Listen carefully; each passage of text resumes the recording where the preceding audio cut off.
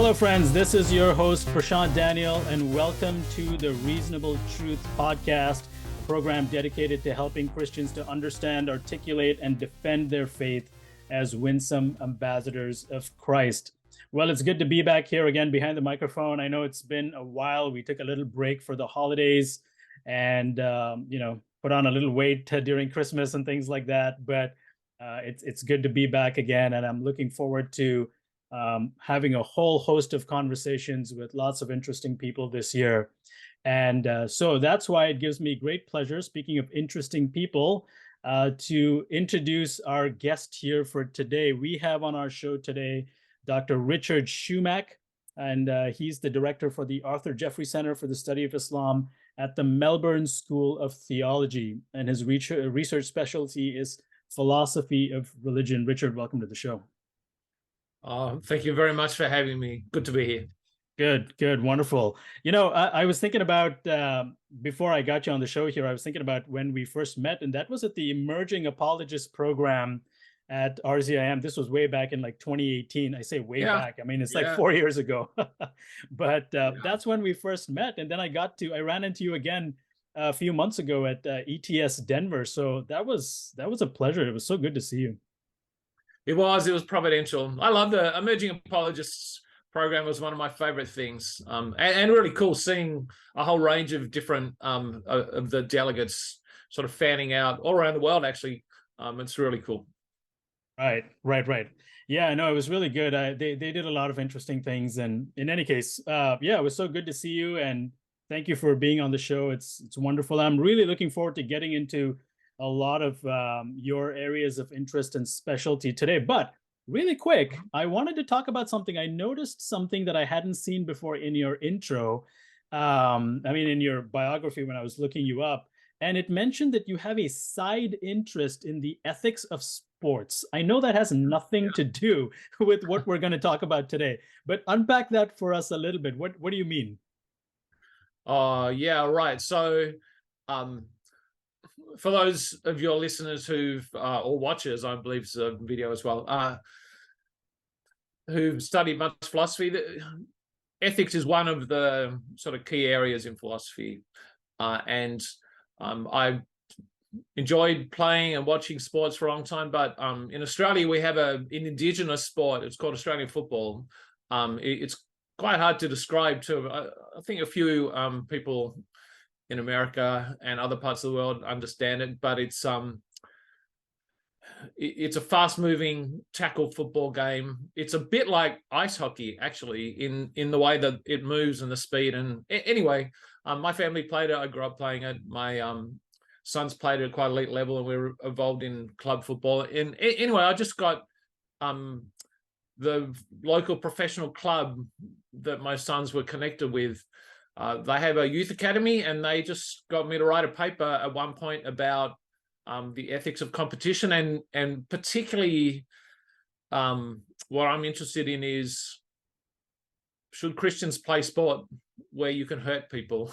I think that's the thing. What are the risks involved in that? And tackle football has high risk of injury.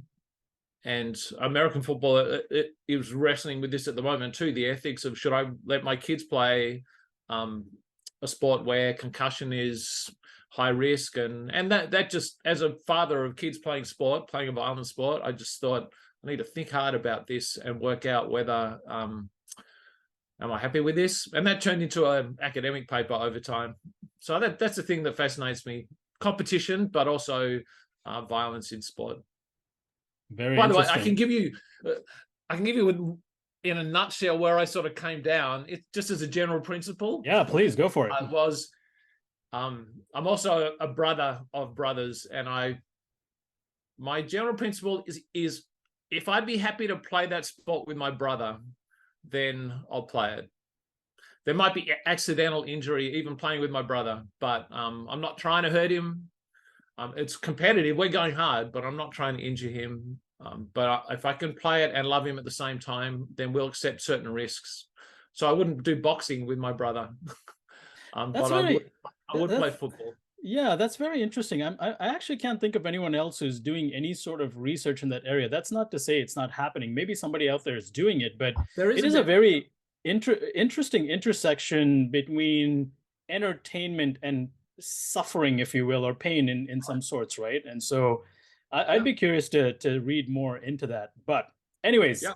on a sidebar, that's on a sidebar. But let's actually get into what we're going to talk about today. You are an expert in Islamic philosophy, and so we're gonna talk about that today. But before we dive into it, tell me what got you interested in this topic.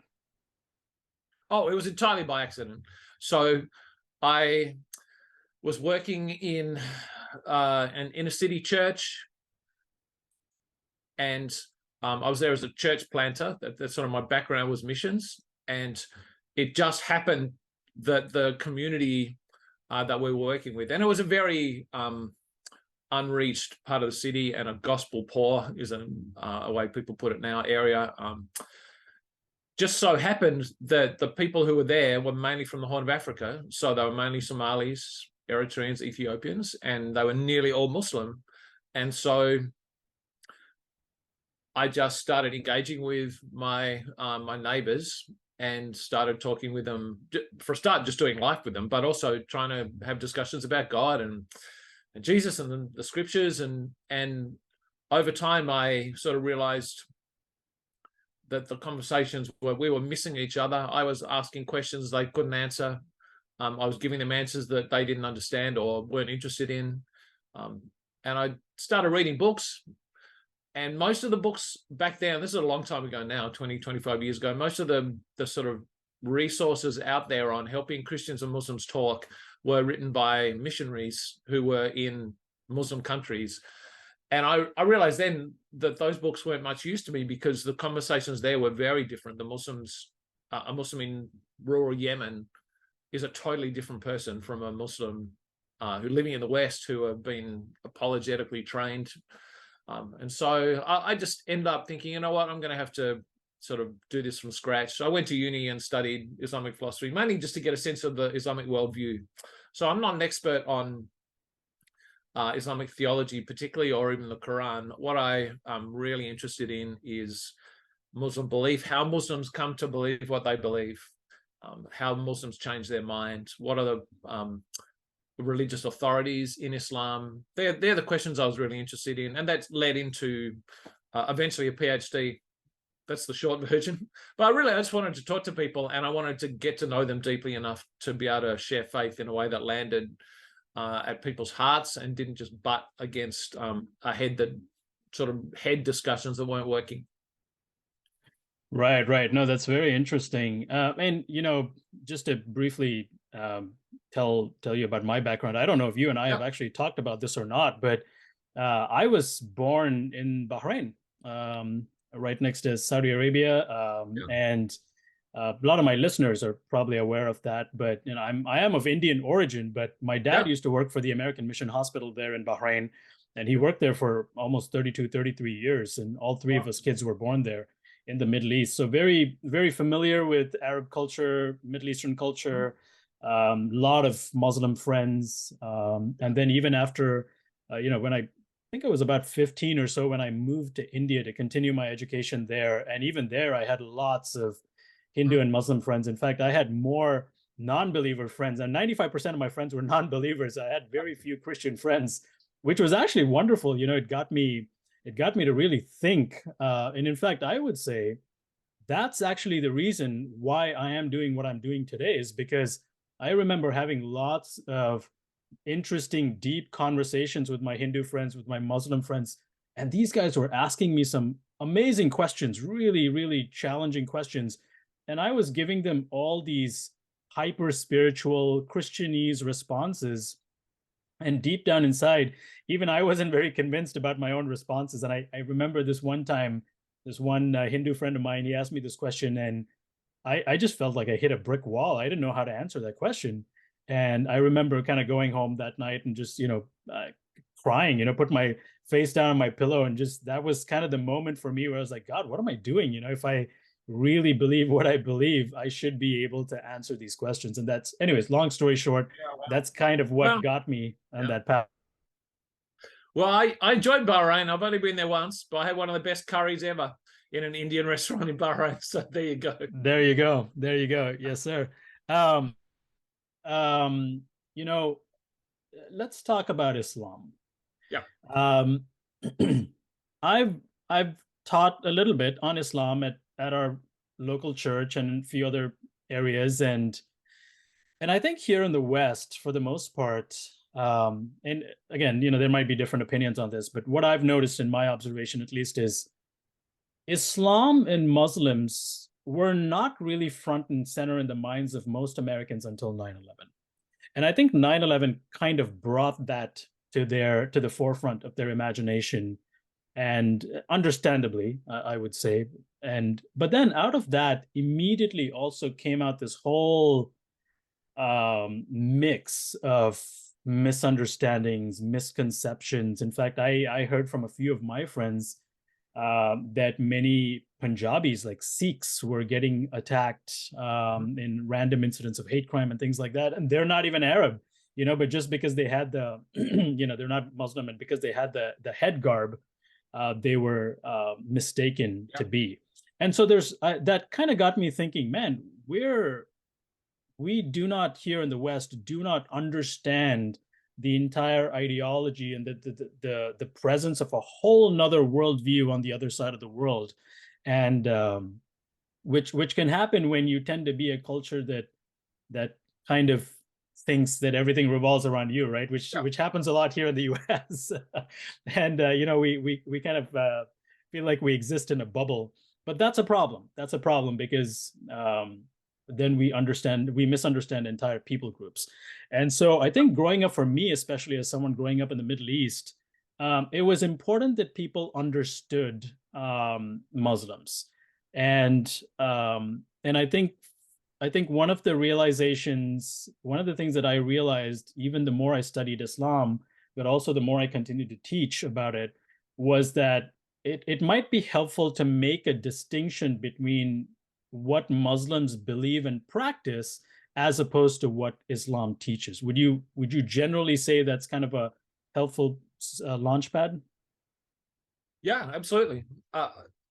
Just stepping back a bit to what you were saying, I entirely agree that Westerners don't really understand Islam or Muslim belief, and not just Muslims, but we're lazy, and we think we're normal, and everybody else is either just like us.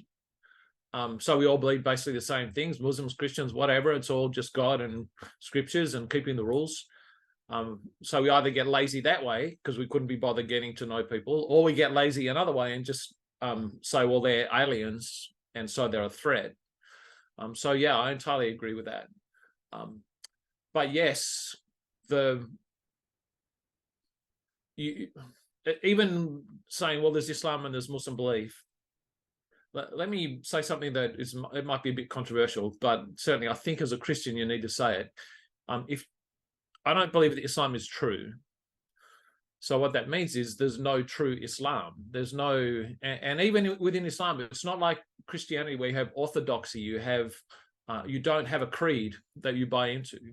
There are a few common beliefs and common practices, but even then, Muslims will dispute what those core beliefs are to a degree. And so Islam is what a whole lot of different Muslims in different situations say it is. Now, there's some core at the middle. The core is there was the person of Muhammad, and there's the Quran. And for every Muslim, they're sort of the touch points. And what they think about the Quran and Muhammad shaped their faith, absolutely. But yeah, there are many, many different types of Islam, many, many different takes on Islam. And even within particular schools of Islam, every Muslim takes it very, very differently.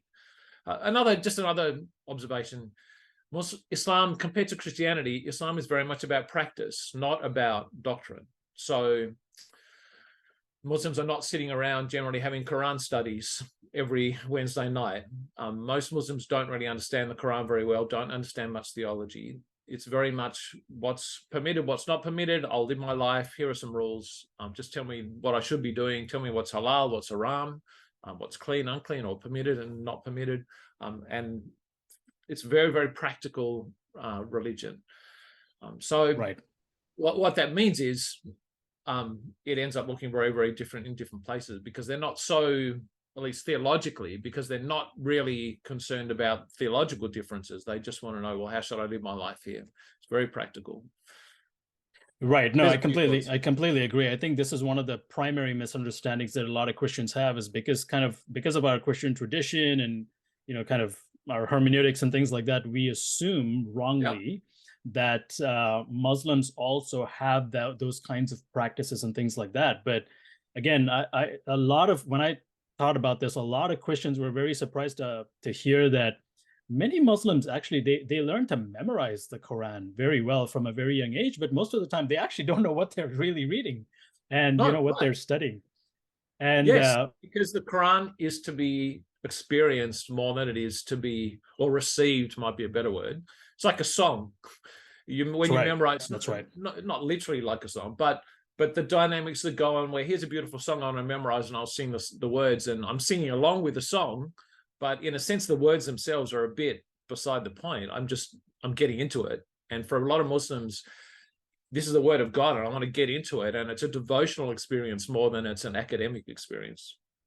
That's right. No, that's a very good way to put it. And so I think it's a little intriguing to a lot of Christians, because Muslims don't have like that single source. I mean, we have just the Bible, right? But they have the Quran, they have the Hadith, they have the Sunnah, and they have all kinds of sources for them. And right, you're right. I mean, they're not sitting around having conversations about doctrine and hashing out different sorts of doctrinal beliefs and things like that. It's a very practice oriented religion. So along those lines, let me ask you this. Well, and maybe I should add to that also, can you speak to the importance of authority? Because I think this is another area where Christians, we don't understand. We don't have a good grasp on the importance of authority for the Muslim, and how that leads them in the different directions that they go in terms of how they understand Islam. Yeah. So Muslim communities and Islam as a faith in general comes from a traditional framework, a traditional knowledge framework, or traditional social framework. And in traditional frameworks, it's the elders who know things and they pass them down. I mean, you've lived in the Middle East. You have lived it. I'm familiar with this. It's the same for India as well. Yeah. India, exactly right. So, and in that world, if you're young, if you disagree, then the first question is, well, I must be the one who's got it wrong here, because the elders know better. Now, there's always rebels who fight that, but as a general rule, it's the elders who know things, or it's those who've studied and done the research who know things. And so if I haven't done that, if I'm not a scholar in Islam, I won't I won't try and explain the Quran to anyone if I'm not a scholar. And if somebody else is telling me the Quran means this, I'll accept it. And so that's what you have is, and this is really important for Christians to understand, is you haven't got, well, almost no Muslims have the critical thinking skills to evaluate their faith, or to exegete the Quran, or to have a proper theological discussion, because all they've done is received knowledge passed on to them. And so they don't really wrestle and ask difficult questions about origins of Islam, or about whether the Quran is reliable. That's just not their world. Their world is you accept what you're told by people who know better than you. And that's the general framework. Now, again, there are exceptions, and you'll find on university campuses some very highly educated Muslims and some very thoughtful Muslims. But just as a general rule, Islam is passed on. It's not independently thought through every generation. And even in terms of theology, in Christian theology, a theologian is someone who thinks for themselves and asks and can come up with new ideas and speculative theology about the nature of God and what's he like. And that is not Islam. In Islam, a scholar is someone who has memorized it's really just like a legal scholar who's memorized all the laws, all the regulations, and has worked out where to apply them. The idea of trying to do original thinking is completely foreign to Islamic scholarship. That is not the point. There's a name for that too. It's called kalam, but they stopped doing it 1,000 years ago. It was seen as too risky. Right. No, that's right. This was one of the things I kept running into whenever I would have conversations with a lot of my Muslim friends. Is so when Muslims would ask me questions about my faith, I would, to the best of my ability, as far as I could remember the scripture and verse, I would point them to a verse. I would say, right, well, okay, let's exposit this verse. This is what it means in the Greek. This is what the Hebrew is, and all those kind of stuff. And that was not the route they would take almost most of the time.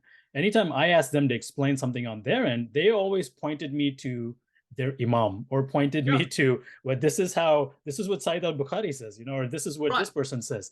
And so there was always a pointing to, it was always an appeal to authority.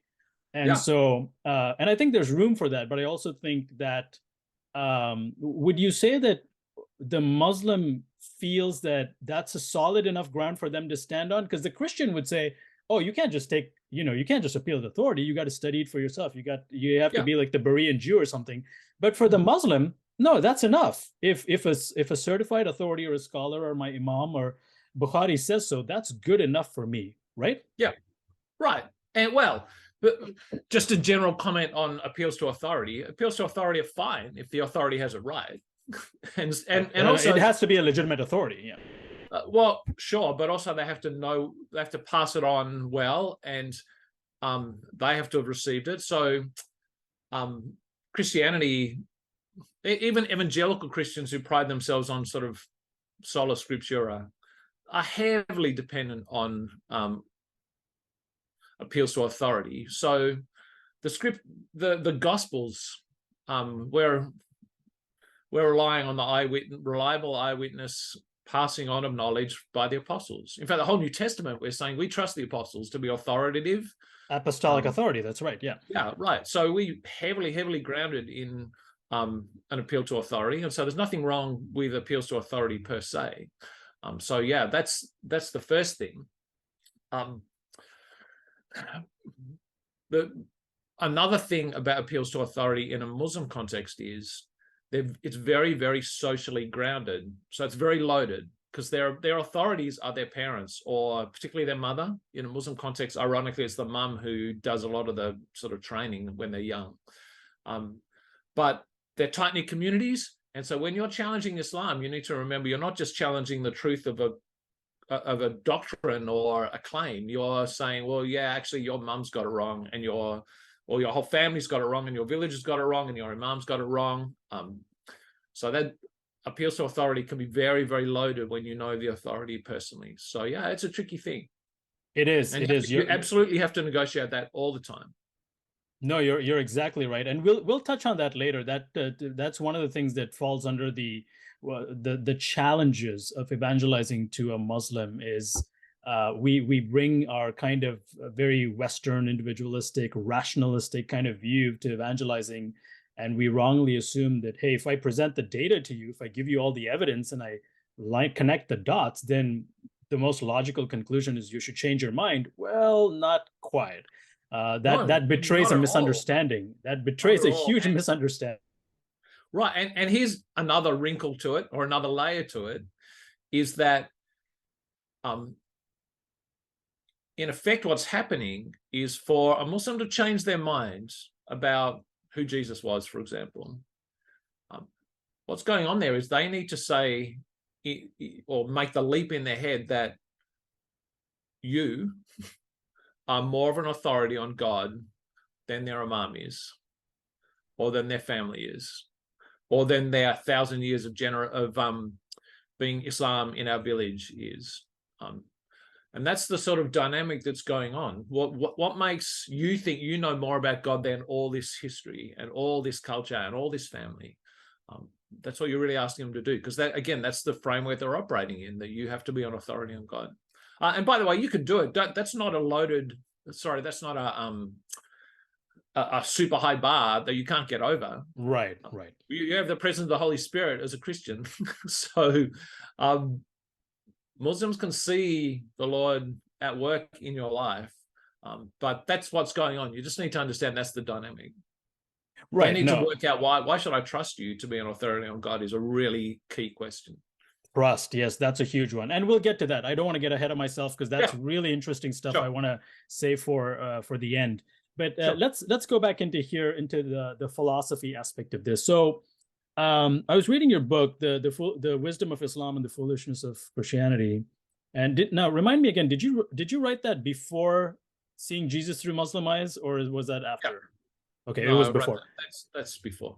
Okay. Now, here's a quote. This is from page 14, and help us unpack this, if you will. You Sure. say, quote, "My central specific contention is that the philosophical heart of the issue concerns our conception of the way that God and humans interact. I will progressively argue that Islam adopts what I will call a legislative model of divine-human interaction, under which Muslims beliefs are sensible and many Christian beliefs untenable. In contrast, Christianity operates under what I will call a fellowship model of divine-human interaction, and will show how the adoption of this fellowship model removes many of the Muslim objections to Christian belief and opens the way to a much richer conception of human knowledge of God." All right, fantastic. Could you explain for us the distinction you make between the legislative model of divine human interaction and the fellowship model? Sure. Well, why don't I just put that in slightly simpler language and then give you an illustration? Okay, good. So, Yeah, I just sorry about that. I like to no, quote from the author directly and then have them unpack it instead of paraphrase it. So no, that's great. It sounded good. Not sure if I remember writing it in those words. It's been a while since I've read that, so that's good. But very, very roughly, I'm assuming most of your listeners will be Christians, but so they'll understand that in Christianity, God is Father. God is certainly transcendent, but he's also intimate with the world, and he comes in person, and he relates to us. He's relational, he's covenantal, and you see all the way through there are epiphanies from start to finish in the Bible. Incarnation is the epiphany par excellence, God turning up and interacting with us and walking with us and touching us and caring for us and healing us and resurrecting and all these sort of very, very intimate, and then even with the Holy Spirit. So it's all about intimacy, relationship with our Heavenly Father. That is entirely foreign to Islam. In Islam, God is entirely transcendent. Even Muhammad didn't really meet God. There's one vision that's a bit sort of disputed, but that's right. the Quran was given to Muhammad by an angel. God is entirely transcendent. He never walks, talks, connects with people. What he does is he hands down his will. Al-Ghazali, who's a Muslim philosopher in the classical period, he said God never reveals himself. He only reveals his will. He reveals the laws. He reveals what he wants from us, but he doesn't come close. Interestingly, even heaven in Islam is not where God is. So that's the model is, well, I just do what I'm told by the lawgiver, by the Lord of the universe. I don't expect to come close. And they're two very, very different ways of framing what faith is about. And so even a term like forgiveness is a relational term. So in Islam, it's very legal, but if you go to a law court, the judges don't forgive you. What they do is they may have mercy on you. They may waive a fine, or they may even choose not to punish you, but they're not forgiving you. What they're doing is having mercy. And that's Islam. Whereas Christianity is about forgiveness. It's about a restoration of a personal relationship. Right. So, and here's the illustration, which I think is helpful. Well, it's helpful in my context. It might work for Americans because you like Egan and Harry over there. So imagine the royal family, we're still part of the Commonwealth. So the now king is our king. Right. Now I'm a subject of the king. That's the proper term for my relationship. He's the king, I'm the subject. What does that relationship entail? Well, I really just need to keep the laws I'm old enough to remember singing God Save the Queen back then when I was a kid. Maybe the Queen would have liked me to sing it with enthusiasm, maybe not, didn't really matter. As long as I was keeping the laws, I was doing my job as a subject. If I'd been to Buckingham Palace, I've stood outside the gate and looked in. I'm not getting in. If I'd knocked on the door, no one's letting me in. I remember as a little kid sending letters to the Queen, but the Queen's not answering my letters. Now, there's a possibility that she might have, it might have got through to her eventually, and maybe there's a few token letters that she looks at and reads and responds to it by hand, but that's a miracle. That's by far an outlying case.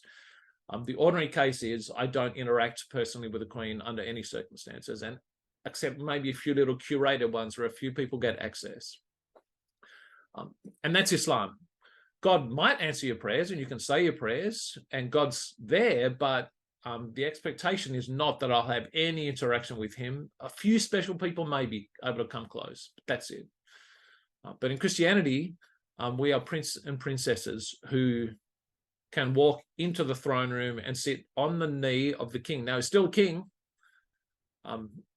He's still our Lord, but he's Lord and Father.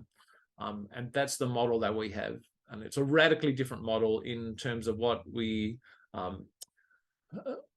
aiming for, how the dynamics of faith operate, particularly how the dynamics of sin and restoration operate, are completely different under a legislative model or under a subject model and under a family model or a personal model.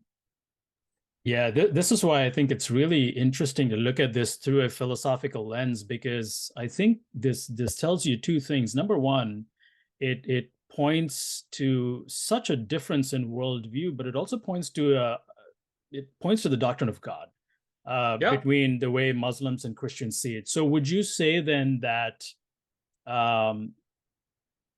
so we Christians would say, okay, there is this chasm between us and God, and how beautiful and amazing it is of God to reduce that chasm, to come down to us and become one of us to save us. And we see that as something rich and beautiful and wonderful.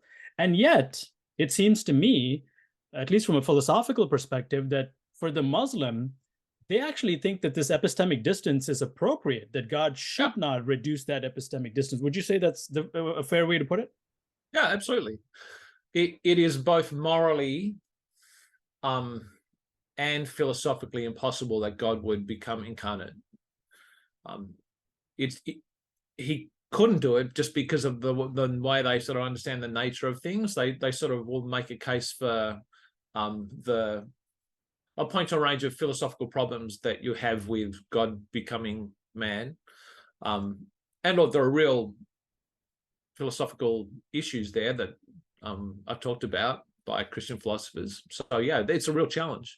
Similar with Trinity, by the way, there are some genuine challenges trying to articulate that in a way that's coherent. But even if it was possible, it would still be inappropriate, because a self-respecting God would not get his hands dirty by touching.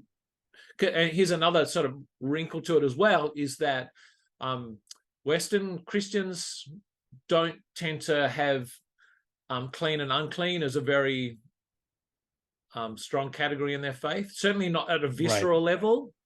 The idea that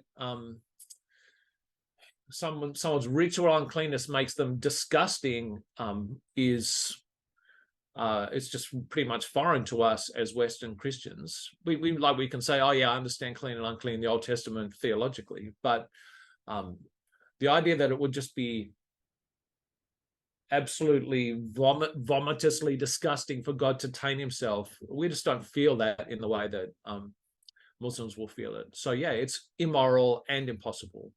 So in Muslim theological imagination, it just can't happen. Yeah, that's right. I actually remember one of my Muslim friends, when I was talking to him about this, and this was almost like 20 years ago, talking to him about it, he actually saw the incarnation as a humiliation. It was a divine humiliation. And he's like, how could God just lower himself to our level? Like, we are disgusting like worms, and for him to come down to this level, just like he was so, like, he was like, you used the word visceral. He was viscerally disgusted by that idea. Oh, and by the way, so is the Bible. Like, there's nothing.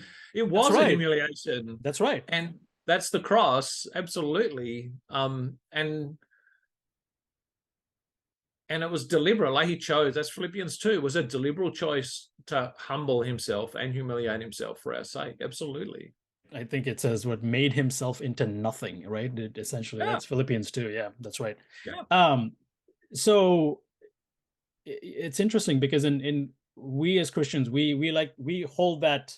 See, and this goes back to the point you made about relationality, right? And so, as an Indian, the national language of India is Hindi, Yeah. and in Hindi, we call our father Pita. We actually say Pitaji, and for mother we say Mataji. Now the G is a term of respect, Mhm. and so it's interesting that we say Pitaji. Pita means father. We're saying father, sir. That's Yeah. basically what it is, right? And we say the same for mother as well. So there's that sense of, yeah, the relationality doesn't still disconnect the sovereignty of the person. Yeah. There's a relationality, but there's sovereignty at the same time. And I think that the term like Pitaji encapsulates that very well. Would you say that? So I know this, maybe we're going around in circles here, but would you say that that kind of terminology does not appeal to the Muslim at all? First of all, yes, that's exactly, that idea is perfect. And I couldn't remember the term earlier, but yeah, that idea of Father Lord, yes. I think personally it will. So, like, or how would I put it? I think again, most Muslims, there are very, very few sort of first-gen Western Muslims. So most Muslims are from traditional societies where that concept is appealing, and they'll get it. They'll understand the concept. But yes, theologically, they'll just say, well, it doesn't apply to God. Yeah, because shirk is arguably the greatest sin in Islam, certainly. That's right. Right up there. Explain to our listeners what shirk is. Yeah, right. I was about to. So shirk is the idea of associating anything with God, or saying God is like anything, or bringing God down in any way that compares him to us or relates him to us. And they would say, yeah, we love that concept and it works for humans, but you cannot make an analogy between God and humans. And so, because that would be shirk, and that's a really highly risky thing. This is one of the sort of real challenges of Muslim theology. Like I said, they did do sort of theology early on, and it's sort of, most of their theological thinking was sort of wound up, if you like, or landed by about the 11th century. But this is one of the things they really thought about, was are the descriptions of God literal or metaphorical? Because if you look in the Quran, right, there's 99 names of God. He's forgiving, he's powerful, he's merciful. But they really landed on the point that he's not merciful like we're merciful. He's not powerful like we're powerful. These are different types of things. He's not even one like we are one. It's non-numerical unity, because right. you can't say anything about God that relates to the creation. He's entirely Allahu Akbar, to drop in another sort of core idea of Islam. Allahu Akbar, literally, it's not God is great or God is good or God is fantastic. It's a comparative. It's God is greater. God is greater than anything you can conceive of. Anything that you say of God, he's bigger than that. He's greater than that. Right. So yeah, that's the sort of idea that God is so transcendent that any attempt to sort of make an analogy between us and creation and God must fail, and is sinful. It's a sinful attempt as well. It's an inappropriate attempt. Yeah, I think in that sense there is. I mean, there are some obviously differentiations and distinctions, but I think there is a commonality there between Christianity and Islam as well, because we also hold to, what some theologians call the doctrine of divine aseity, right? The fact that God is in a category by himself, and so that is something we share with Muslims. Oh, absolutely. And so we have a challenge, I think, and I mentioned, sort of alluded to it before, the challenge of coming up with a credible model for how a transcendent immaterial God can connect with his creation. That's a challenge. By the way, here's a little illustration of, well, first a principle and then an illustration. First principle is, I don't think we should expect to be able to understand that. We don't understand most of how our world works. The idea that we should be able to understand how God and his creation interact, particularly the mechanics of it, if you get what I mean, or the physics of it, how does a spirit interact with the material? I don't know why we think we could wrap our head around it. But the second point I want to make is we already do wrap our head around it. We're quite happy with it. And it's called the mind-body problem that we have just with ourselves. Right. Now, unless you could be like a full-on materialist who thinks that consciousness is just an emergent property or is an illusion, and actually you're not a you, and that it's all just mechanical. But very few people actually think that. Right. Certainly Christians don't think that. But if you think that there is a soul, or however you think about a soul or a spirit, or that the mind is independent from the brain in any sense at all, then you've got a problem. Well, how does that interact with the physical body? And no one knows, but it doesn't matter because we just know that it works. And so it's no, I don't think, let me put it this way, I don't think the truth of Christianity rises or falls on whether we can understand how God interacts with his creation. We don't have to be able to explain that to have a credible faith or a reasonable faith. Okay, but that is a problem. Like it's a real issue that Christianity and Islam both have, is how does the transcendent God interact with his creation? But by the way, Islam, the claims of Islam don't work either. In fact, they're worse, because what it says is, so how did God give us the Quran if he didn't interact with the creation? So Islam is jam-packed full of God actually interacting with his creation in some sense. So the idea of a completely transcendent God doesn't actually measure up to Islam. Islam has theological incoherences that Christianity doesn't have. Right. And would it be fair to say that perhaps natural theology is one of those? Like we have a sense of that in our faith where, okay, God has revealed himself to us through natural theology, but the Muslim would say, well, we don't necessarily have signs like that from God, but what God has revealed to us, what Allah has revealed to us, is his will, and that is sufficient. Is that correct or no? No, actually, the Quran is huge on natural theology. In fact, it's almost the opposite, because Allah does not reveal himself in person. All we've got are the signs. So even the verses of the Quran are called ayah, and ayah literally means a sign. They're all little signs. That's right. So the Quran itself is the will that is being revealed, but the creation is also signs. So, and the Quran again and again and again appeals to natural theology to make a case that God is real. So that is another thing we have in common with them, the natural theology aspect. Right, we do have natural theology in common with them. So they are theists. In a formal sense, Islam is theism. But yeah, again, it's the model that God, that transcendent God, interacts with the creation. That's the real difference. Let's talk about one of the problems they have with kind of the Christian thought process or Christian doctrine.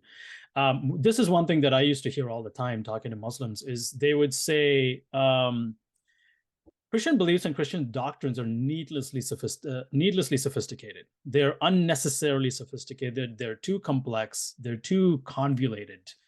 And so from a philosophical perspective, and this was a question one of my friends actually asked me. He was like, all right, let's talk about Occam's razor. Doesn't Occam's razor actually better fit the Muslim model than it fits the Christian model? Shouldn't the most simplest explanation be the best? What would you respond to that question as a philosopher? Mm-hmm. Right. And let me be more specific. I think his reference was mostly to the doctrine of God and specifically to the Trinity, which I know is a big problem for them. Yeah. Well, my initial response is that Occam's razor is a nice principle, but there's I see no reason to accept that as a binding law of how you. Sure, understand. It's not binding. So I'd say that first is that, all things being equal, the more elegant solution, the simpler solution, is a helpful model for choosing something. Like, I mean, we saw that it works in some cases, like in the model of the universe, of the solar system, where you had well, if you try and put the Earth in the middle of the solar system and the universe, you can make the maths work, but it's ridiculously complex compared to a solar system that goes around the sun. So Occam's razor is very useful in particular situations. It becomes a little less useful, I think, when we're talking about the infinite, eternal, ineffable God. So that'd be the first thing I'd say. Occam's razor, yeah, okay, to a point, that's true, but it's not the sole determinant. And so you certainly can't say, well, the simplest religion has to be the truest religion, because simplicity is only one thing. And absolutely, it's also true that Islam wins on those terms. Yeah, it's a simple religion. It's a crazily simple religion, really. Here's some rules, keep them. God is one, God is distant. He gives you rules, you keep the rules, and you're good. That's really what it reduces down to. But I just say, in the real world, nothing's that simple. That's right. And what I tend to go for, just in general, regardless of the topic, the question, the issue, I think family is like God is, a Trinitarian God is family and reveals himself as family. And the complexities and the dynamics of those sort of interactions, our world is complex, our interactions are exceptionally complex, and the world is full of things that we don't understand. So if you have a religion that you entirely understand, that seems to me that it must be wrong, because it's simpler than reality. Reality is super rich, super complex.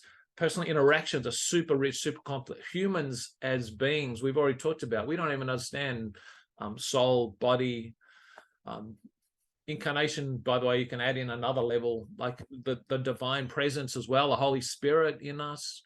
Like, there are so many things that are unbelievably complex. So the idea that a simple religion wins seems to me to it just can't be true, because it doesn't match reality. Let alone whether you prefer either one of the religions. It doesn't seem right that it should be super simple. Right. Simplicity doesn't necessarily equate to superiority, is essentially what you're saying. And but that does seem to be kind of the position. But, well, it's simpler, so it's superior. It's a better way of looking at things, is what they would say. Right. Yeah, and I get the appeal. It's certainly easier to be a Muslim than it is to be a Christian. I would like for the doctrine of the Trinity to be simpler, honestly. But right. Okay, and we could talk about a lot of other things as well. I mean, there's a lot of things that you very well tackle in your book. You talk about kind of we kind of touched on this, that Allah demonstrates his signs, and he shows us his will, and he reveals himself through natural theology. That should be enough, the Muslim would say. He would say that should be enough for us. Why do you need to have a personal relationship with this God, as opposed to? But this is the big talking point for us, for Christians. We desire that personal relationship, and actually God says that we can have that personal relationship with him. And Muslims would see that as needless sentimentality. Would you say? Yeah, and look, it could be enough if that's what God wanted. And I think this is important for Christians to understand. There is nothing incoherent or impossible about the Muslim model. I just described the human royalty model, where you can have authority figures where you're just a subject, and they reveal their will to you, and you keep their will. Like, that's perfectly plausible as a way that God might interact with us. So it makes sense, and I get why Muslims think it's even preferable. So yeah, it's certainly possible. It's nowhere near as beautiful or as rich or as gracious or as satisfying or as profound as the Christian model, but that's what's going on. It's a sort of in my book I say it's competition between two plausible models, and the question is, which is true? But I also think the distinction points to a vast disagreement over the doctrine of sin. Because I think that's Yeah. what this comes down to, is because in the Christian religion, we believe that there was a relationship in the garden which was broken by the fall, and pretty much everything that happens post Genesis 3 is God's work of reconciliation, of bringing that back together. But the Muslim does not have that concept. They don't have a concept of sin as much as what they would call a weak will, right? You're like, we just have a weakness in our will. Yeah. Can you explain that a little bit more, the distinction between that? Yep. That's one of the examples of where the gospel solves a problem that Muslims don't think is a real problem. So, I mean, the gospel is very rich and there's lots going on there. But one of the things the gospel is doing is it's tackling the problem that our sin is not merely that we've broken a few rules or that we are weak-willed. We have become corrupt in a way that needs a resurrection. It doesn't just need correction or training. And it's in Islam, that's all you really need. You need guidance, and that's the Quran, guidance back on the straight path. Christianity says, no, we're far more corrupt than that. I think in my book I talk about, Islam says, you know what, yeah, you just need, if you're unfit, just do a bit of extra training and you'll get fit. And we say, no, you need a heart transplant. Right. We don't need a Band-Aid. We need a blood transfusion. Yeah. We need to be ripped out and rebuilt because the problem is very, very extreme. And so the gospel answers that by resurrecting us. We say, and another sort of cliche in Christianity, it's not about being from bad to good. It's about being dead to alive, spiritually dead to spiritually alive. And that's such a radically, massively and radically different approach to what's going on with sin and also with redemption or restoration. Absolutely.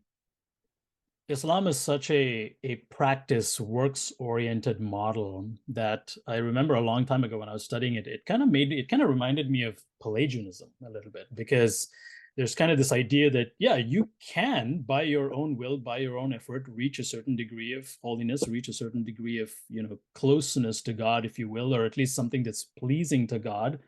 And I think there's elements of Pelagianism in Islam, and obviously, Christianity shies away from that. We say it is unable. You are unable to, by any of your own effort, reach that kind of closeness with God. Would you say that's?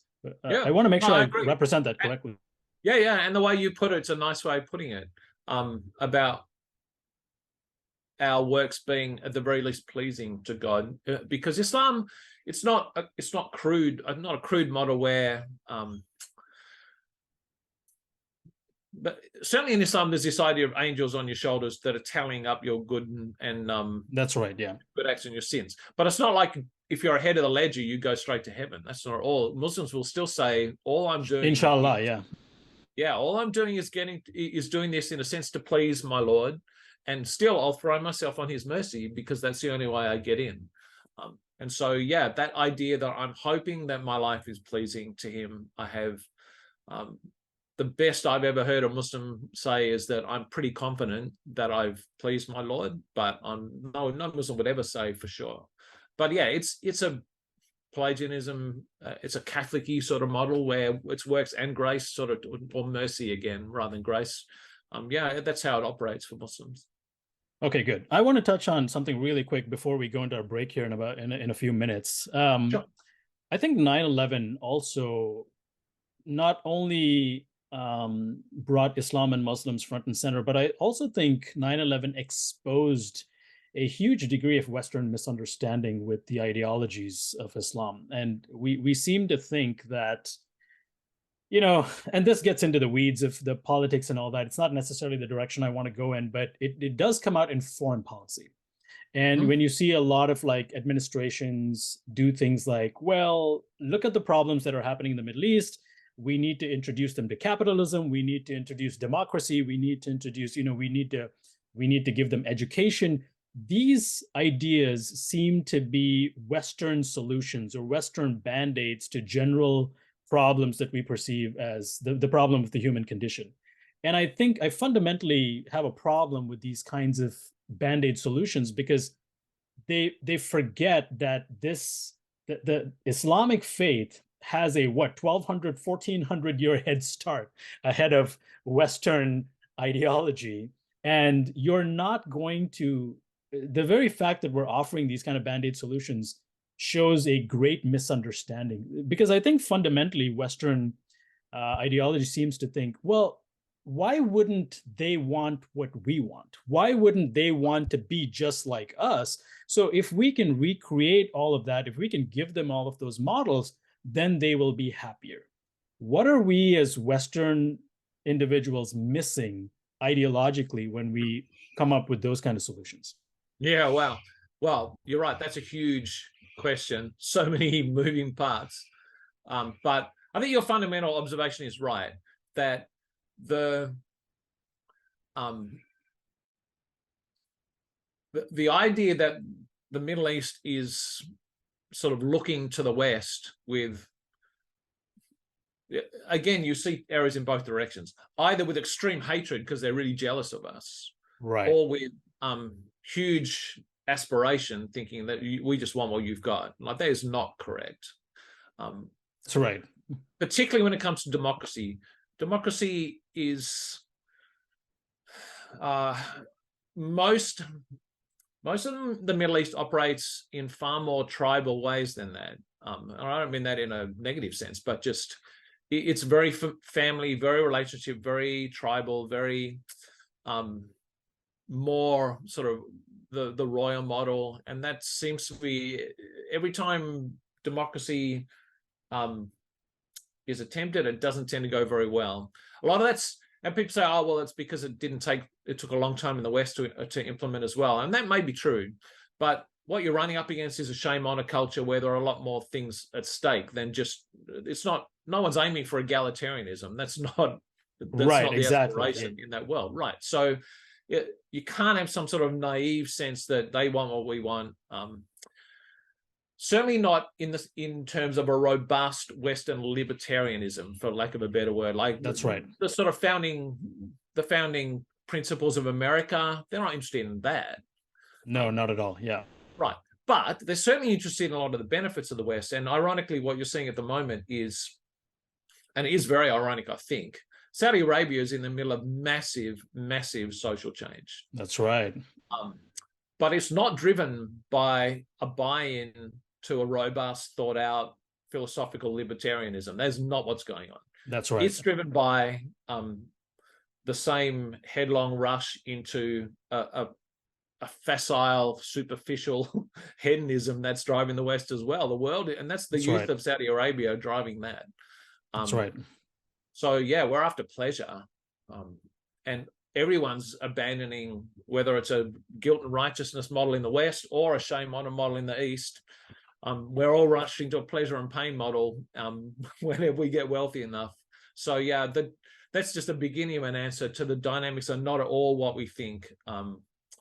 Yeah, it's really fascinating about the dynamics of change in the Middle East. But yeah, it's, again, don't be lazy and sort of assume that people think like us and want what we want and aspire to be like us.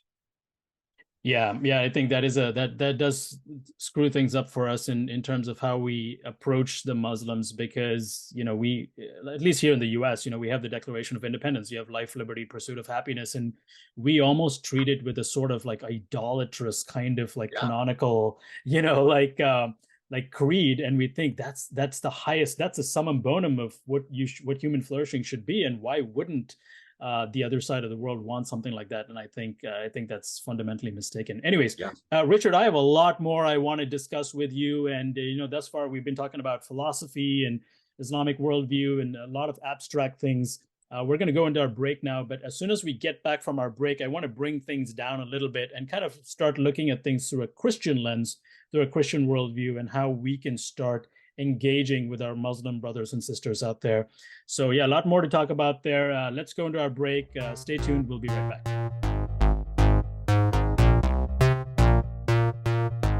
All right, friends, welcome back to the Reasonable Truth Podcast. We are talking to our guest, Dr. Richard Shumack, today about understanding Islam. And before the break, we talked about a lot of different things. We talked about kind of the distinction between what Muslims believe and practice versus what Islam teaches. We talked about the navigating Islamic philosophy and the difference in worldview, legislative model versus fellowship model. And we talked about kind of the Muslim understanding of the human condition and things like that.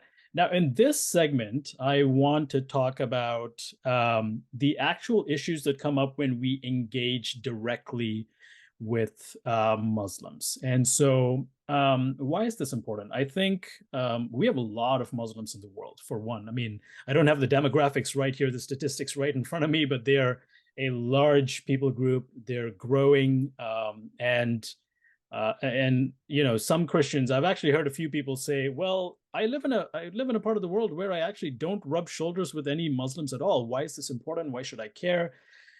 Well, okay, that's fair enough, but when you do, you want to make sure you're ready.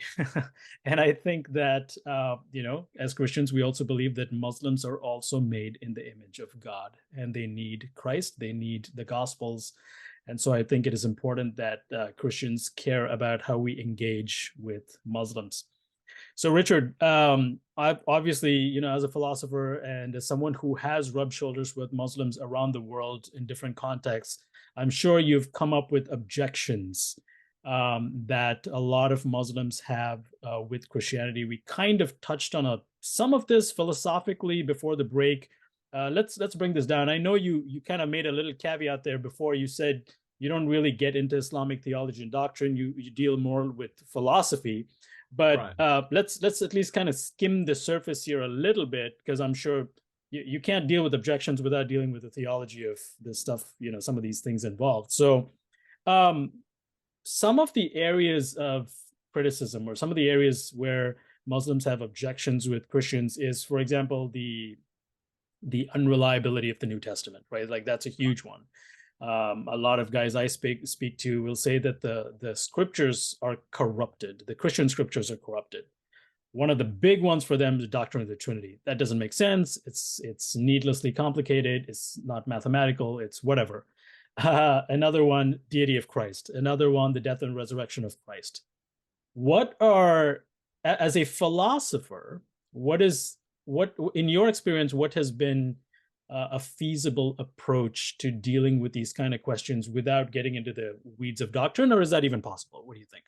Yeah, right. So obviously we're talking doctrine, both Islamic doctrine and Christian doctrine, because they're the points of dispute. So we make a claim that Jesus is divine and human. We're making a claim of doctrine, and that's Muslims say, well, no, that's not right.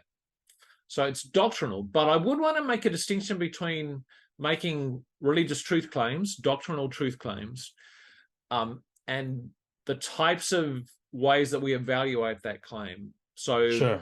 And I think that it's very rare that, at least on the street, if that's the best way of putting it, in the ordinary situation, it's very rare that you will have a proper theological argument about or discussion about it.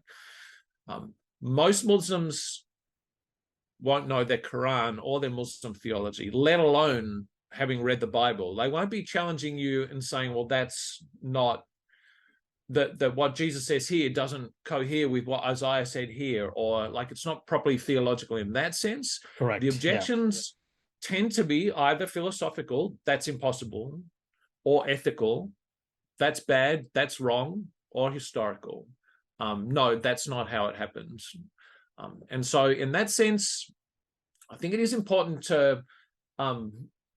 particularly the ethical and the sort of purely philosophical, like 1 + 1 = 3 discussion about the Trinity. There are properly philosophical discussions that you're having there. They're not theological. So you need a little bit of a grasp of philosophy and a bit of ethics, and you need to know some history if you want to talk about the text. So there's just a general comment. You will end up having historical or philosophical or ethical conversations, and even devotional conversations, very personal conversations about do you know God in your life? And I think that's sort of where you should be aiming with Muslims rather than the purely esoteric. So that's the first comment. Understand carefully what type of conversation, because that then shapes what you're appealing to, right? So are you appealing to this making sense? Are you appealing to this being good or right?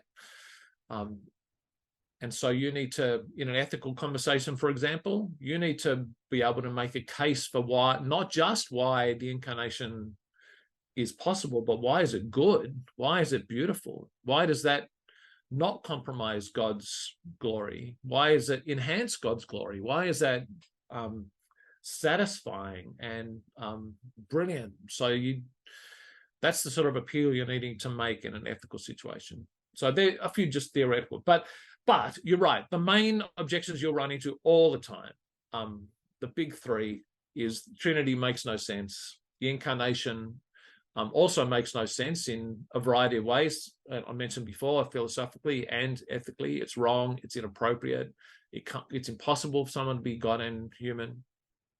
And the third one, which we haven't even touched on yet, is the one you mentioned about the Bible being corrupted or being unreliable or being changed. They're the big three, and you really need to be ready to have something to say about those three. Yeah, I think that's right. In fact, I would even say that when we deal with the objections that Muslims raise, it is really a referendum on Christian understanding of our own faith. Because if we haven't done the homework, if we don't know why we believe what we believe, then on what basis are we going to answer or even put ourselves in any sort of place to be able to respond to the objections of the Muslim faith, right? I mean, this is precisely what I got into. When I started having these conversations, these guys are asking me some good questions. And I had only learned to parrot whatever I heard. And not to mention, there's a lot of that goes on even on the Muslim side, like they also parrot a lot of stuff they hear from their imams. But the point is ironically, they're all appeals to authority again. Right. And so this was one thing that led me to really get serious about understanding my Christian faith, because it was necessary. There's no way I could respond to their objections without first understanding, like you said, well, let's talk about the reliability of the New Testament. Let's talk about the doctrine of the Trinity. Why does the word have to become flesh? Was there no other way? In fact, I remember a Muslim saying, well, if God is that powerful, why couldn't he just snap his fingers and, deal with sin? Why did he have to come into this R-rated, yucky world, as you claim, to deal with? Fair question. Completely reasonable question. It's a great question. Right, exactly. So I think for our listeners, for those of you listening out there, this is not about, giving you softball answers for us to just throw against Muslims. This is a call to action. This is a referendum for us to really go back to the roots of our faith and really try to understand what Christianity teaches. Why do we believe what we believe? And unless we do that, we're not going to be able to answer some of these objections. All right, enough said. No, not only is it not softball questions, it's also not silver bullet answers. That is not going to work, partly because these questions, those objections, all have substance. So the fact that Christianity spent 300 years trying to work out how to describe the Trinity coherently should give you a clue that this is not something that you're going to be able to peel off apologetics 101 answer to, and that every Muslim will bow, fall in front of. That's not going to be how it's going to play out. That's right. Similar with the reliability of the scriptures. I think very few Christians have any sense of how the canon of the scriptures were developed. They have very little sense of the textual history of the Bible. And mind you, Muslims have no sense, even less sense, of the text history of the Quran, which is also compromised in a way that they can't even imagine is true. But yeah, these are not softball questions. These are profound life or death center of theology questions that Christians have wrestled with. So yeah, it's not going to be lazy, and you're not going to just have a silver bullet that you'll walk away with a win. That's not the point. That's right. Yeah. And also, maybe just a little tongue in cheek, I should also say, before all the softball activists come at me for disrespecting the sport, I just said that as an example. No disrespect against softball players out there. It's all good. Okay. Oh, that's funny. I didn't realize that was the reference. I thought you were just throwing a gentle ball that someone could hit out of the park. You never know what you have to apologize for these days, at least here in the US, like hashtag Okay. softball sports matters, whatever. I missed the sports reference. I'm a pretty poor philosopher of sport. All right. So yeah, good. So Christians need to understand, we need to understand kind of the history of our creed, the history of our canon. How did all of this come together? And because again, keep in mind, we talked about authority is huge in Islam, and they need to know that you know what you're talking about. Right. Or we don't. So here's an interesting thing.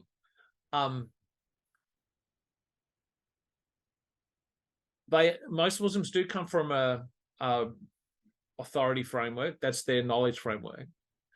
But certainly when it comes to the Bible, you are the knowledge authority. Most Muslims won't, that they will have learnt this objection. That the Bible's been changed. But if you push, you have to push very hard. Who changed it? When was it changed? They won't have any answers because they will not have done their homework on that. That's right. But that doesn't mean that you need to take them on a journey of text critical studies at university level. Sure. One of the members, we can get really practical. One of the members in our church planning team, she was actually from an Egyptian background. And her response, whenever a Muslim said that to her, her response was, like, the Bible's been changed. Her response was, no, it hasn't. Who told you that? And she would go further. She'd say, I'm a Christian. I've been a Christian 40 years. I've looked into it. I've built my life on this. Do you think I'm an idiot? Would I have built my life on this if it had been changed? You don't know what you're talking. You don't know what you're talking about. I know what I'm talking about. And it worked. Now, partly it worked because of her giftedness, if you like. But and I'm not suggesting that you run around saying you don't know what you're talking about as a general right. I don't think that's a generally feasible model. No, right. But there's a clue there to you don't always need, particularly in authority cultures, you don't need to get into all the nuts and bolts and be able to present the evidence, partly because neither of you will know all the history. Right. So sometimes you can just say, actually, you know what, you've been told wrong things about that. And you need to know enough to be able to say, no, I've looked into it and what you're being told is not accurate. And then it does, the problem there is it becomes a sort of a battle of authorities. But the goal isn't so much that. The goal is very much to sort of push towards a testimonial approach to apologetics, I think, where you're saying, no, I believe this, and here is why I believe it. It doesn't mean that you're not having a discussion about objective truth, but you're trying to give your reasons for believing in this objective truth in a way that's accessible to them, because they won't be able to access the evidence behind that, but they do know you. And if they think, oh, here's a credible person who lives a life of faith and is, I can sort of honor and respect them, then there's like a crack in there. There's a clue that, maybe there's more to this. Maybe I haven't been told everything. That's very interesting, Richard, because this actually reminds me of something that I used to experience when I would talk to my Muslim friends. And again, like I said, I grew up in the Middle East. I grew up in Bahrain. I had a lot of Muslim Arab friends, and then even in India, a lot of Muslim friends. And one of the things that I realized pretty soon is they have a radar for picking up your convictions. And so I think a lot of Westerners, I think this is because we're so, and this is good. I mean, essentially, I think we're very relational here. We try not to be too confrontational. We try not to step on toes, and we give a lot of leeway in our conversations with non-believers. And maybe this is a debatable point. Maybe you'll disagree with me on this, but from my experience, what I've noticed is Muslims see that as a weakness. And what I've noticed when I have these conversations with Muslims is when I'm vigorously defending my Christian faith, they respect that. And I've had debates with my Muslim friends where at the end, they'll come to me and they're just really friendly, really warm right after we were just like yelling at each other like this, talking about the faith.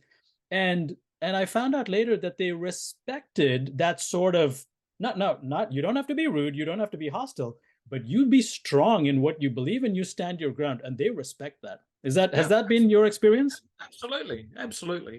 As long as you don't ridicule, you can be very firm, and you can be very combative in an argument sense, not a fighting sense, but in a, you can say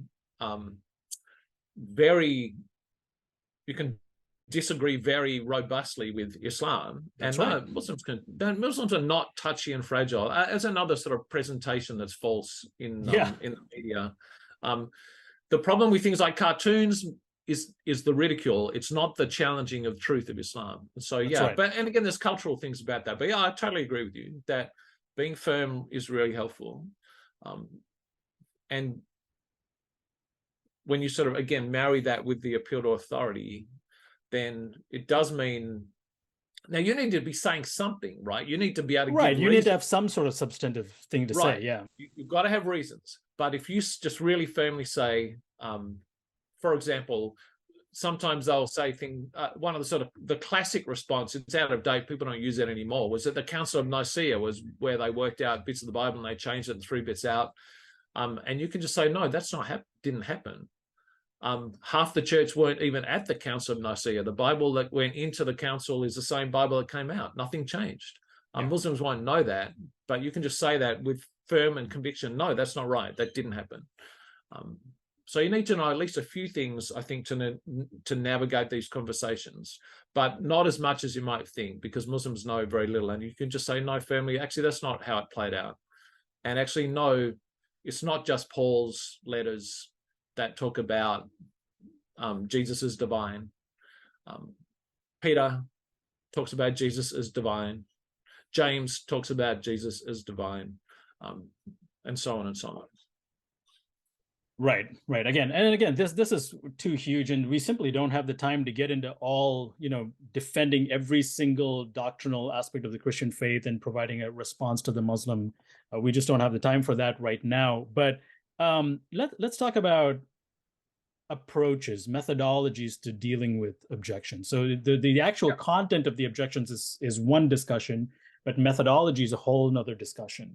And I'm reminded of our late friend Nabil Qureshi, and and his whole experience. By the way, for our listeners out there, if you've heard of the book Seeking Allah, Finding Jesus, get your hands on that book. What a beautiful book. I mean, you hear of books that are quote unquote unput downable, right? That was one of those books, especially for an Easterner like me, where I'm reading this book from a reference of a Pakistani community and culture, and I could relate so much with a lot of things he says in that book. So there's a little plug for Nabil's book over there.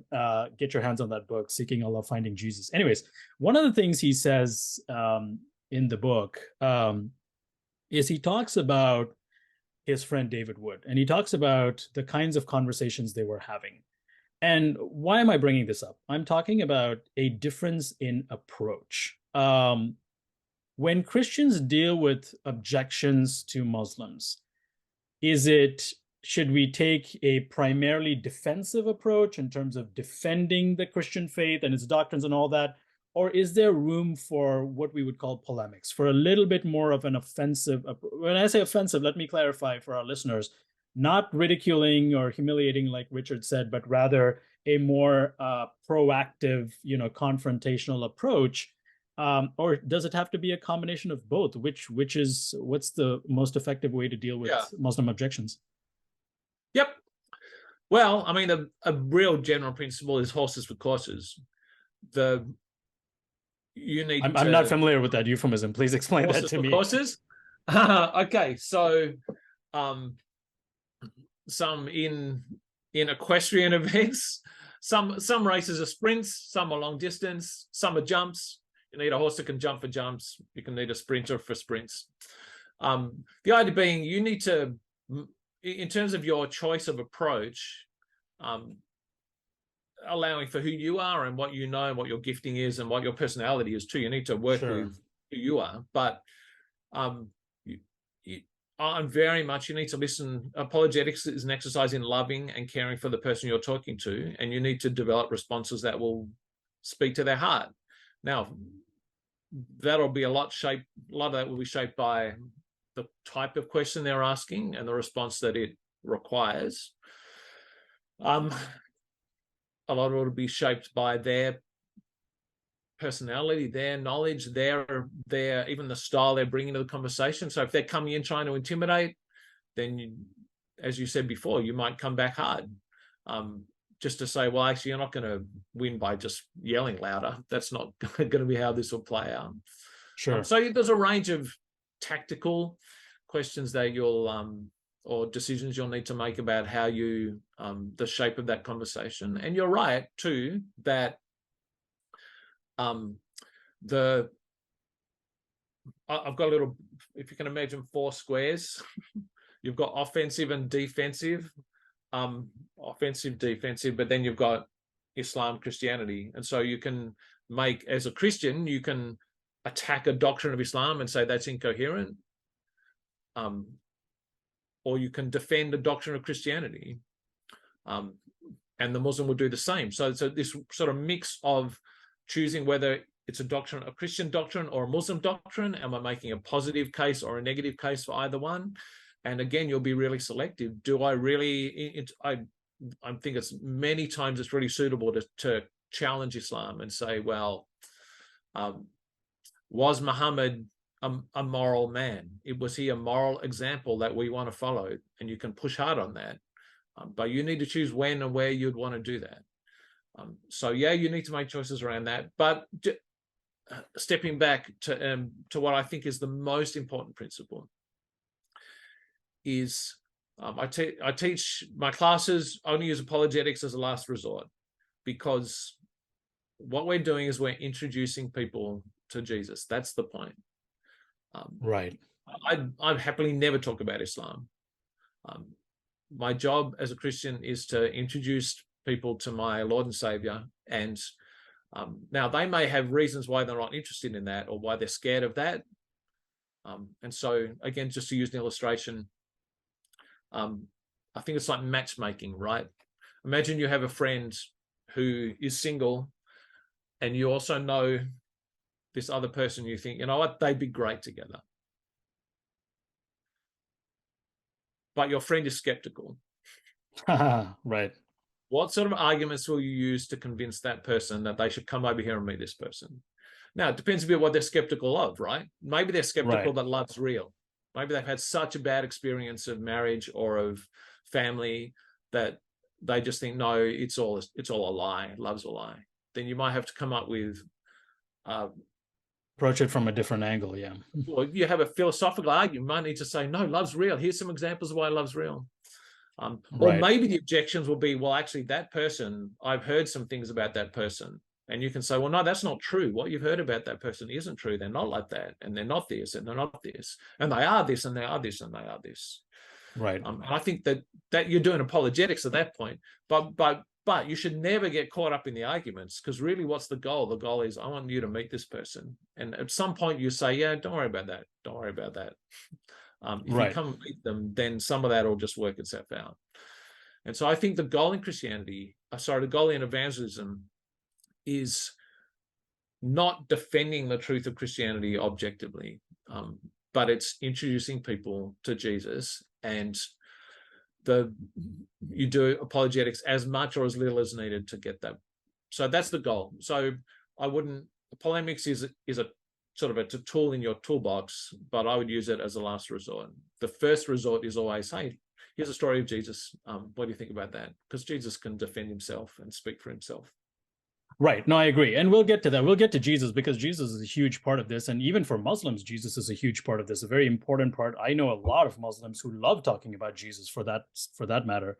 We'll get to that. But I'm talking about more like specific polemics. So for example, and I didn't know a lot of this when I used to regularly talk to Muslims. And I wish I could talk to Muslims regularly now, after having learned a lot of different things. But so for example, we'll talk about like external sources, right? External like eyewitness testimonies or things like that. Christianity has a lot of external sources that verify the Gospels, verify the life of Jesus and things like that. You can talk about Josephus, you can talk about, Pliny the Younger and all these different, outside sources. Right. Again, but I'm not a historian, so you tell me, what's the degree or level of external sources that Muslims have, and is that something we could point to and say, hey, this is kind of a problem for you guys, or do the Muslims already know that that's a problem for them? Well, Islam, as I said earlier, the Quran has a text history in the same way that the Bible does, and Right. also there's an early history of Islam as well. The sort of work that Christians have done over the historicity of Jesus. I mean, we need to separate out the questions a bit. There's the historicity of the Bible, and then Right. there's the text, the transmission of the text. They're different questions. And the Right. historicity of Jesus also. And Islam has all those same questions that can be asked of it. Right. They haven't really been asked properly of it up until very, very recently. It's really only the last 20 or 30 years that That's right. scholars have done very serious work in the text history of the Quran and in the early history of Islam. And the short answer is the work that has been done doesn't back up the Muslim story, at least not in a detailed sense. The broad, like the Quran's a real thing. It turned up about that time. The expansion of the Muslim empire fits the narrative. So the general narrative, I think, is broadly true, but the details don't at all add up. And certainly the idea that the Quran was this pristine document that fell out of heaven is just not even slightly accurate from the text. So there is that. But almost no Muslims know anything about that. Okay. And so you could say things like, well, the Quran's got textual variants in it, and they'll just deny it. They'll think you're lying. And you can show them, you can even show them pictures, which I've done, but they'll just think, well, that's made up, that's fabricated. Right. Because they, in the Muslim tradition, even though actually most of the, when I say scholars now, I mean scholars who are Muslim in universities, these are not religious scholars. Right. They would concede that the Quran developed over time, that it wasn't a pristine document. But most Muslims don't know that and wouldn't believe them, or would just say that, well, they're liberal or they're just secular. So the question again becomes, well, I can say that, is how useful is that going to be if they don't accept it? And a few will. And you brought up Nabil before, and Nabil, he's a friend of ours. That was real tragedy, as you say. But he was one of the very few who did the work, went away and did the work looking into things. Right. That's very rare. It is very rare. That's right. Yeah. And actually, they've done research on Muslims coming to faith. And I don't say this to diminish apologetics, but by far the vast reason why Muslims come to faith is not through apologetics. That's right. That's what I found out. Yeah. They'll all say it. Actually, very many of them will say it was a part of the journey, but certainly not the main factor. The main factor overwhelmingly was an encounter with Jesus of some sort, often by reading the scriptures. Dreams or visions. And the second one was being loved by Christians. They were the two overwhelming factors that drew people to Christ. And so, you can absolutely make points like that. But just don't expect that the Muslim you're talking to will either accept it or have the tools to deal with it, or even be interested in looking further. That's the real challenge, I think, of trying to get into historical apologetics, or even philosophical for that matter. Okay, no, that I think that's fair. That's reasonable. So let me ask you this question. And you said that a lot of like Islamic scholars in academia are more likely to know some of this stuff, to engage with it. So one. Now, I tend to think this may be more of an elementary issue, maybe, but I think maybe there's a lot of Muslims who don't know this. So, for example, one of the conversations that I had, this guy said that, I mentioned the Gospels. I can't remember exactly what I said, but I mentioned the Gospels, and he said, "Oh, well, the Gospels are corrupted," and I realized much later, actually, that the Quran actually gives a lot of credence to the Gospels. It actually validates the Gospels. And if I'm correct, I think does it say that the Gospels are actually also part of the Word of Allah or something like that, to that extent? And so this becomes a question in the sense, okay, let's flip that around and make it an apologetics question. All right, if the gospels, you know where I'm going with this, if the gospels are the word of Allah, and if Allah gave us this or says that the gospels are reliable, then how can you say that the gospels are corrupted? So which one is it? Is Allah wrong, or should you take the gospels seriously? And as a historian, then also you can answer this. There's kind of a timing problem too, right? Because all the gospels, everything, the canon was closed what, like 300 something years before the Quran was revealed to Muhammad. So post facto, you're now saying that you're commenting about a text that was closed and is finished over 300 years ago and calling that corrupt. Now, first of all, what would Muslim academics say to that? I'm sure you've had conversations about this. And secondly, is that kind of question bleeding over into the street from academia? And what's the Muslim on the street saying to that? Yeah. So here's where precision really matters, right? So the Quran certainly acknowledges this thing called the Injil, or the Gospels. And in the Quran's imagination, if I can use that terminology, the Quran, how it references the Injils is not in any great detail at all. Like, it doesn't explain anything, right. Doesn't name them. Doesn't say in Matthew or in Mark or anything like that. It's just, and it's really only even in passing. It's sort of very much this sense of, you've heard all this before in the Torah, right, and in the Injil. We're the same religion. So it's very general, not specific, doesn't actually make particular claims about the corruption. In fact, it makes no claims about whether they're corrupted or uncorrupted. They were reverse engineered later. In fact, it was much later, hundreds of years later, when Muslim scholars, because you need to remember, at the time of in the origins of Islam, it emerged in Arab culture. Arabic was the language. The Quran's in Arabic. There was no Arab Bible at the time. The closest was Aramaic. So Muhammad had never read a Bible. Particularly if it's true that he was illiterate. He wouldn't have read one anyway. But even if he was literate in Arabic, he wouldn't have read a Bible because they weren't in Arabic.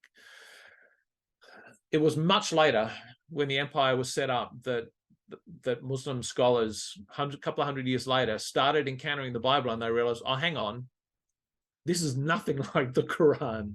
Something must have happened. Something must be wrong here. And that's when they started saying, well, the Bible is corrupted. Now, then you're in a situation, well, how are you going to explain that? And you're right. You could say to a Muslim, well, if it really is scripture, wouldn't God preserve his scripture? Wouldn't he keep it from being corrupted? And there are certainly claims around that theological claims in Islam that are along those lines. You can say that. And so then they would just say, well, actually, they're just not the Gospels. The Gospels were lost, and what you have in your Bible are fabrications. So there are ways that Muslims have explained that over the journey. And none of them actually make sense of history, but that's not the point, because it's not a historical argument. It's a theological argument. They're reverse engineering, right, saying the Quran is true on all these things. We're just going to try and come up with a way that explains it. That's the way it's happened in practice. Right. Very good. Yeah, but for the average Muslim, you can say, well, if the Quran claims that the scriptures, that the Injil or the Gospels tell you truth, then you should look at the Gospels, and that's a practical approach that many people have found useful. Okay, good, very good. Richard, as we kind of approach the end of the podcast here, let's make this really practical.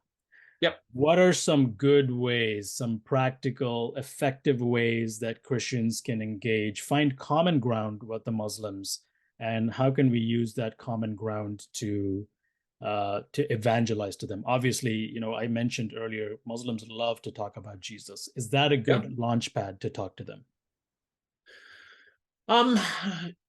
I think that the two things that I found the most attractive, if that's the right word, to Muslims, certainly the most obvious pathways into Muslims who are open to the gospel. One is stories of Jesus. So now you don't have to say, come to a Bible study with me. You can just drop a story. You can say, hey, Jesus said, have you heard this story? And away you go. Right. Either a parable he tells, or even a story about his life, like one of the episodes from the Gospels. Because yes, Muslims find Jesus incredibly attractive. So that's the first thing. And the second thing is Muslims believe in a God who you can pray to, leaving aside the transcendence problems. They believe that you can pray to God, and even though the standard prayers of Islam are ritual prayers, you can make a petitionary prayer. And in fact, I'd go so far as to say that this is probably the biggest, at least initial pathway in, would be just always offer to pray with a Muslim. Pray for them, pray in Jesus' name. It's never wrong. Very rarely will they turn down your offers of prayer. Right. It's always an expression of love. It's always an interest in their life. It's always bringing them before God, and that's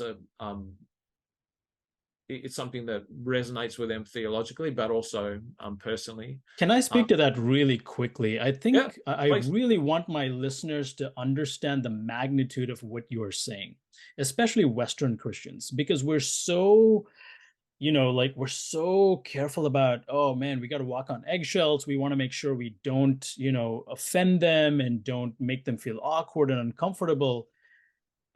Christians, Muslims they're a very relational community. They come from very communal societies. And so when we pray for them, when we talk to them about religion, when we talk to them about faith, those are inherently loving things. They see that as very attractive. So definitely don't shy away from talking to the Muslims. Sorry, Richard, I didn't mean to cut you off, but I really wanted to. No, absolutely.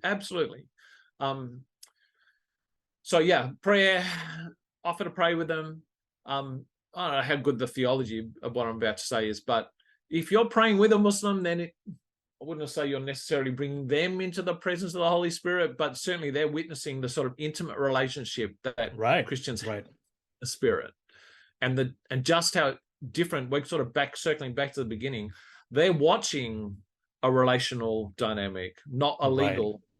They're seeing what that sort of faith looks like and how different it is from a legislative model for how you interact with God. So that's absolutely true. And probably the third thing I'd say is, as much as possible, the type of, I talked before about, you can have philosophical and ethical discussions. Try and have devotional discussions. So ask them about prayer. Ask them about assurance. Ask them about, talk about testimony type things, partly because these are questions they can answer. They might not be able to tell you what Quran chapter 7 says, but they can tell you, this is what I feel when I'm at the mosque, and this is the joys I find in being a Muslim. These are the fears I have in being a Muslim. These are things I wonder about. These are the things that I'm confident of. These are the things I doubt. Now, in a shame honor context, it might take you a long time to get to an honest conversation about that. But they are conversations that every Muslim can have, because it's very much about, it's not what does Islam say, it's what do you believe about God, and do you know God personally? And then that leads you to say, well, these are what I hold to be true, and this is why, and also this is what my experience of God and his transforming presence in my life is like. So I think that leads to a lot more useful conversations than the abstract conversations. Right. And I think also a lot of Christians, I think they are surprised to find out that the Quran actually talks a lot about Jesus. I think it actually references Jesus more than it does Muhammad. Isn't that correct? Many more times. It's 25 times is off the top of my head. But Muhammad is, that's a little slightly different thing. But Muhammad's probably referenced 2 or 3 times, at least directly. But I think it also, Quran says lots about Jesus. Right, and it also not just mentions him, but also attributes a lot of amazing things to him, like Jesus did miracles, and all these things that even it doesn't attribute to Muhammad. Oh yeah, Jesus, even just the bare bone Islamic Jesus is by far the most amazing prophet they had. And as you say, Right.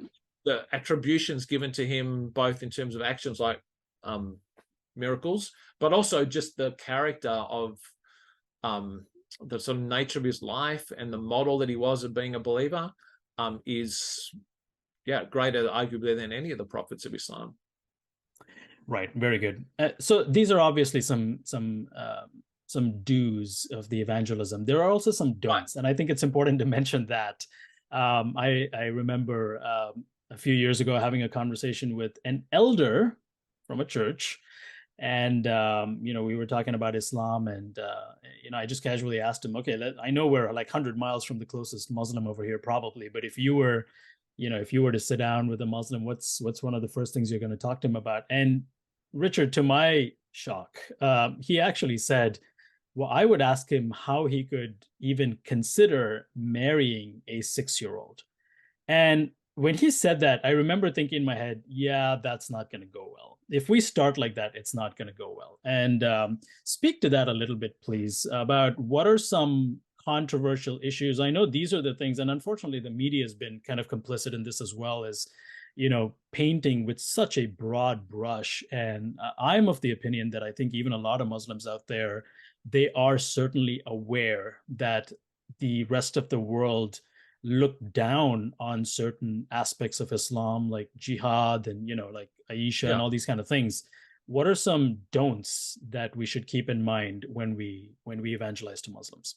Yeah, well, funnily enough, I don't think the Aisha thing is a don't in terms of a conversation topic. You're right that you need to be careful how you handle it. But I've had that discussion with Muslims at various times, because it does go to the heart of whether Muhammad is a moral exemplar. Right, the character of Muhammad, right. All the way down, right. So Muhammad and his wives and his treatment of women, full stop, like they're real live apologetic questions. And they're ethical questions too. They're not philosophical. They're not, how to put it, abstract stuff. It's very, very practical. Again, we talked about visceral. Muslims know that's a problem, because deep down, everyone knows that it's a problem with 50-year-old men and 9-year-old girls, or however you want to put it. That's a problem, and they get that it's a problem. And if I don't think we should shy away, particularly over time. If you've developed a strong relationship with a Muslim and you've talked about a lot of things, and much deeper in the conversation, right? Yeah, right. There's nothing that's off limits in that sense. So I think that's right. But the don'ts, I've already said one of the don'ts: don't ridicule. Right. But also, again, I come back to shame and honor being a big thing just culturally. Most of the don'ts are cultural rather than topical, and they are. Even the ridicule comes from the shame thing. Don't make me look bad in public it's a big no-no. But even just be very conscious that so for the average Westerner, if they decide to change their faith, go from being an atheist to a Christian, or from a Christian to a deconstructed atheist, or whatever, their lives aren't going to fall apart. All that's going to happen is they've changed their mind about something. They may lose a few friendships at church or at university. That's about it. They're the consequences they're going to have. But in most Muslim contexts, you will lose your family. Potentially, you'll lose your community. Like, for them, the stakes are very, very high. And so you just need to have a really strong sense that every conversation is very heavily loaded. I need to be very careful of not putting my Muslim friend in a position that's going to humiliate them, that's going to cause them, that makes them scared. So it's going to be slow and cautious. As a general rule too, if you won't get an honest conversation in a public setting, it'll need to be one-on-one before you'll get genuinely sort of open, revealing conversations. So the don'ts are, like, what you would never do, for example, is if you have a Muslim friend who you've been talking about Jesus, don't go around to dinner and say, oh, it's great you're reading the Bible. Things like that would be really, because they're dealing with a whole lot of really complex things, relationally, within their community. People don't, you talked before about again, perceptions. People don't understand the sort of apostasy laws of Islam. Yes. And that's because it's not that Muslims are against people believing what they want to believe, but Islam is a total religion. It's political as well as personal. And so if you stop being a Muslim, it's like it's being unpatriotic. You're turning against your community. And so it's not just what you believe, it's who you are. Who you are, absolutely, and where your allegiances lie. And so if you stop being a Muslim, you're saying, I don't want to be a part of this family. I don't want to be a part of this community anymore. Right. And so they're huge things. And so you just can't wade into a conversation without having some sense of just what's going on there. And you have to handle that sensitively. So the don't thing is don't expose people. Don't hang them out to dry in their community in a way that's going to be make them very vulnerable. Yes, that is exactly right, and very, very important thing for our Western Christians to understand. Muslims come from a very honor shame culture, and so definitely preserve their honor. Don't put them in embarrassing, difficult situations. Be kind, be gentle, obviously, and I think the most important thing is it has to be a bridge. It has to be relational, and it has to be long term. I don't think we're gonna do not expect a Muslim to just switch over just because you provided all the best apologetic arguments for him at a 10-minute conversation at Arby's or something like that. It's not gonna happen because, as Richard said, it's deeply connected to their society, their culture, their family, all the people they love and respect, and so it's gonna have to be a very slow, tedious affair. Right, but just one last thing on that is the risk of sort of you walk away from that thinking, oh wow, it's a heavy thing. It's also a brilliant thing. Like, it's so fun. The slowness is an advantage, and the relational thing is an advantage because it means you can do this over coffee, and you can do this over meals, and generally you'll be eating really spectacularly fun meals. Yes.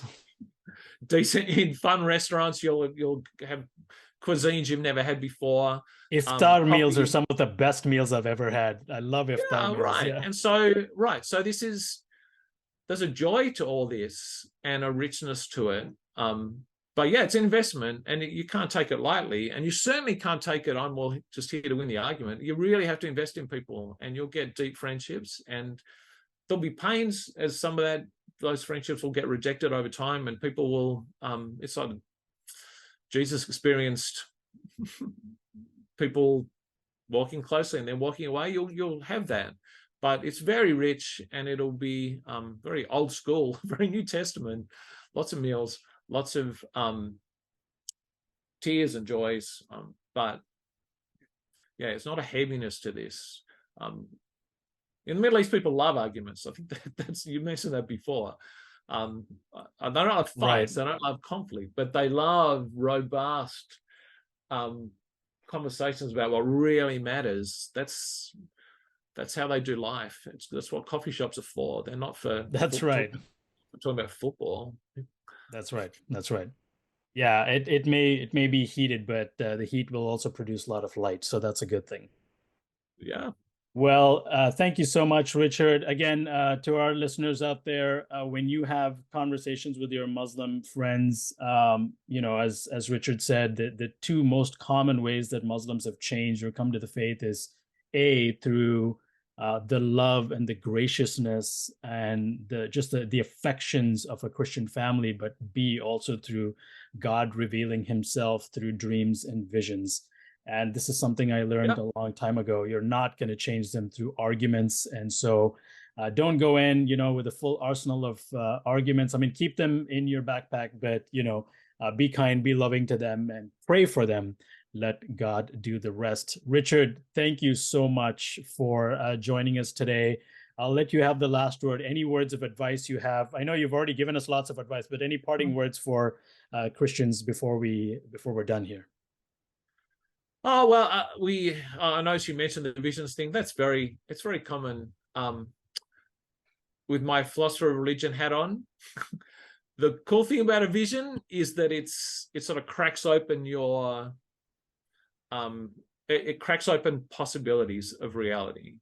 And if you're in a world that's tight and closed, like in the Muslim world, and a worldview that's tight and closed, and a theology that's tight and closed, suddenly realizing, oh wow, some things are possible, and God's speaking to me in ways that are new and different. Like, that's a really powerful thing. And I think the thing to land there is, this is always a spiritual thing. It's not on us to come up with clever approaches. Even, it's not that we love them most either. Out-love Muslims. That's not the thing. God's at work. His Spirit is opening people, and just be open to who His Spirit's at work in, and just be there and love those people. And it's not a trick, but that's the model. That's the model He uses. He uses people, fills them with His Spirit, speaks to people, and uses providentially, lines us up. That's the prayer. Lead me to people who you're working. Wonderful.